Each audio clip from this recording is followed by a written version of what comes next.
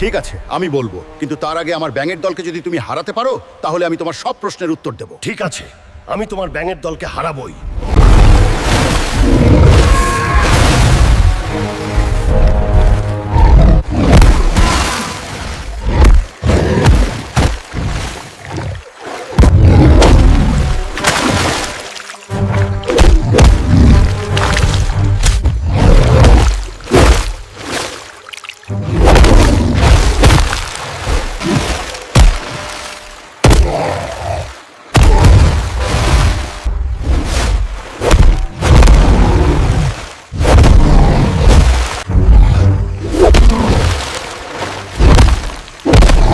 তোমার ব্যাঙের দলকে আমি হারিয়ে দিয়েছি, এখন বলো।